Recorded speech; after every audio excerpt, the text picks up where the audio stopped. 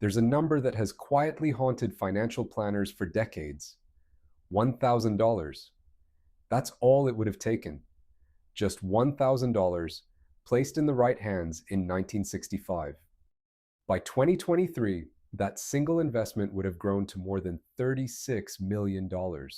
Not through luck, not through timing, through the relentless, almost inhuman patience of compounding. And here's what makes that number strange: almost nobody did it. Almost nobody does anything like it. Which raises a question that is much harder than it sounds. What is the best investment you could ever make? You probably have a guess. Most people do. And most people are at least a little bit wrong. The answer turns out to involve things that have nothing to do with the stock market. Things that show up in your relationships, your body, the neighborhood where you grew up, and the work you choose to do every single day. By the end of this, the way you think about the word investment will not be quite the same. Let's start where everyone starts: the stock market. It is the default answer, the respectable answer, the answer that sounds like you've done your homework. And to be fair, the homework supports it. Since 1871, US stocks have returned roughly 6.8% annually after inflation. That's not a rumor. That's a century and a half of data. Money in a broad index of American companies has historically doubled in real purchasing power about every 10 years. But here's what most people don't fully absorb about that number: it only works if you actually stay in. The market drops 30%, and you panic and sell. You just destroyed the compounding. Compounding is simply the process of earning returns on your returns, so that growth accelerates over time instead of staying flat.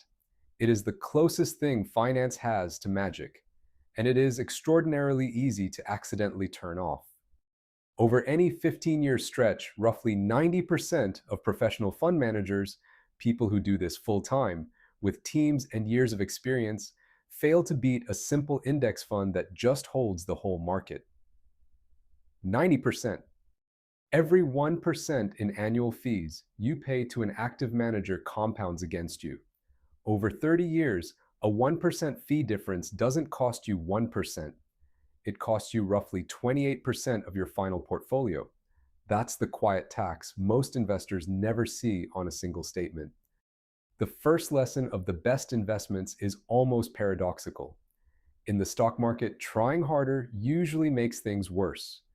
Owning everything cheaply, patiently, for a very long time, that's the move that almost no one's emotions will allow them to make consistently. There is one glaring exception to that rule, and his name is Warren Buffett. From 1965 to 2023, Berkshire Hathaway compounded at roughly 19.8% annually, compared to 10.2% for the S&P 500. Those numbers sound close. They are not close. That gap, compounded over nearly 6 decades, is the difference between a good outcome and a genuinely surreal one.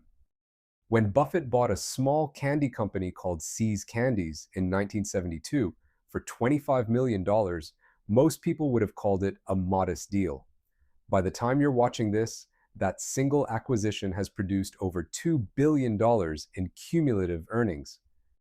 The secret wasn't the candy, it was that See's had pricing power, the ability to raise prices without losing customers, and required almost no additional capital to keep running. He wasn't just buying a business, he was buying a machine that printed money while he slept. Now let's talk about real estate, because for most Americans, a home is the largest investment they will ever make, and the emotional weight of that decision often outpaces the financial analysis. Here's a fact that tends to surprise people. Over a long historical sweep, housing and stocks have delivered roughly similar real returns, around 7% annually after inflation, going back to 1870. So why does homeownership feel so much more powerful? Part of the answer is leverage. When you buy a $300,000 home with $60,000 down, you earn returns on the full $300,000, not just the $60,000 you put in. That amplification meaningfully boosts effective returns for homeowners. The median homeowner's net worth sits at around $396,000. The median renter's net worth sits at around $10,000. That is a 40 to 1 gap. Not because homeowners are smarter, but largely because ownership forces a savings discipline most of us would never maintain voluntarily. But here's the quiet caveat: the long run real return on housing, meaning after inflation, is closer to 1 to 2% per year. The wealth comes from the equity you build slowly, mechanically, month by month. That is a different thing from price appreciation. Now we move to an investment that feels deeply personal because it is education.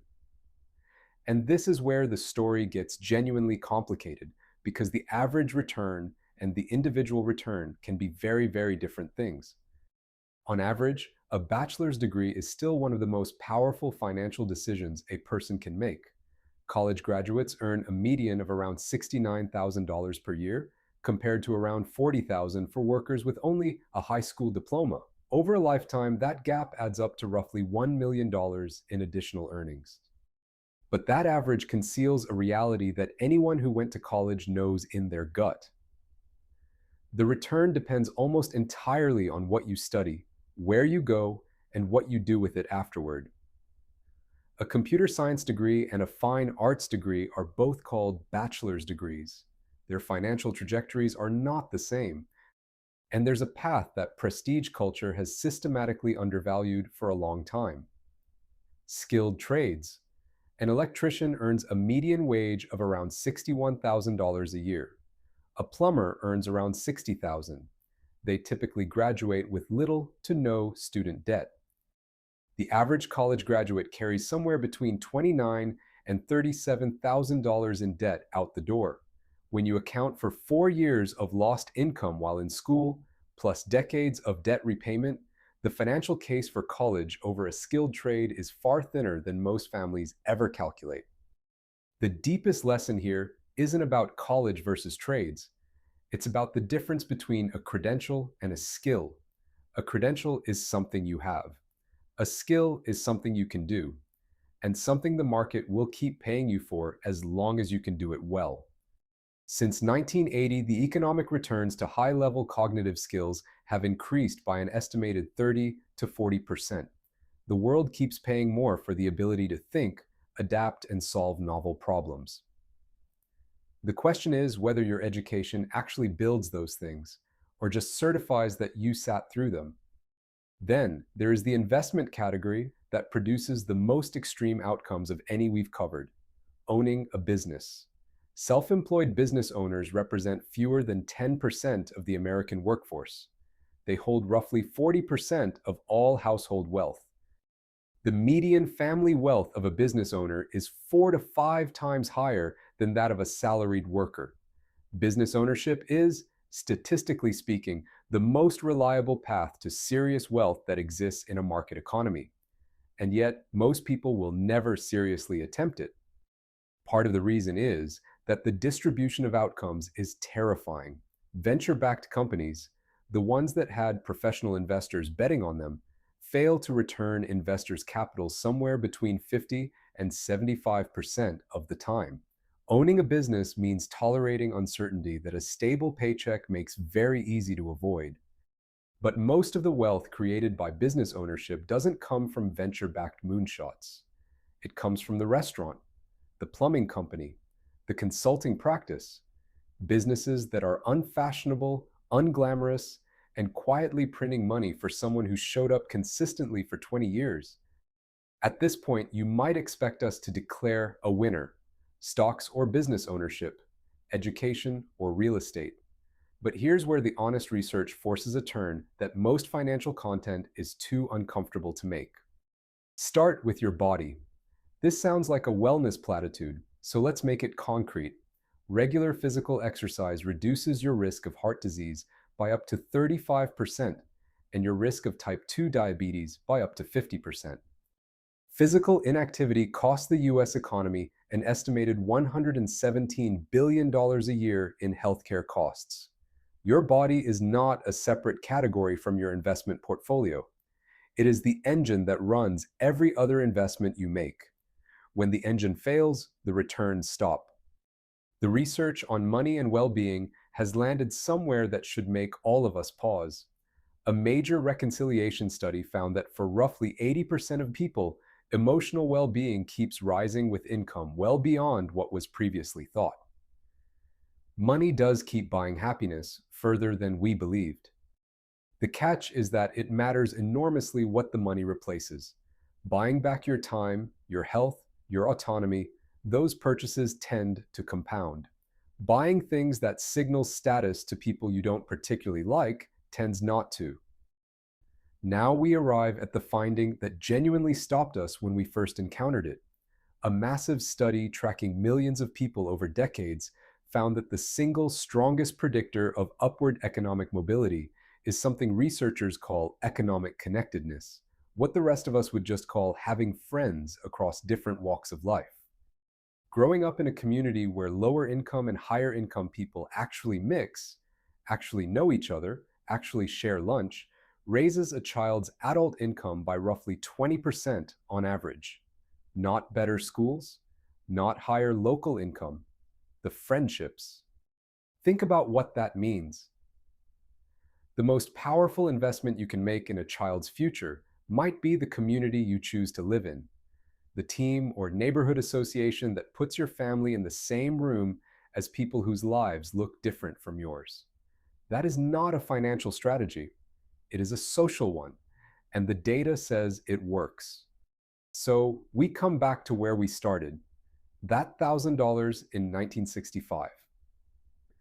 $36 million by 2023. The compounding is real. The patience required to actually let it happen is extraordinarily rare. But here's what that number doesn't tell you. Warren Buffett has spoken more than once about the fact that his greatest returns didn't come from a stock. They came from the people he chose to work with. Partners whose judgment he trusted completely, whose character meant he never had to double-check their work. The best investment you will ever make is not a ticker symbol.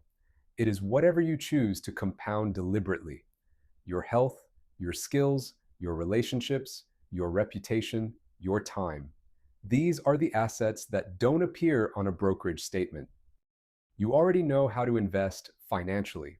The harder question, the one this video was really always about, is whether you're being equally deliberate about everything else. That $1,000 in 1965 is extraordinary, but the life behind the person who had the wisdom to place it, and the patience to leave it alone, and the relationships that made the patience possible, that's the investment no spreadsheet will ever fully capture.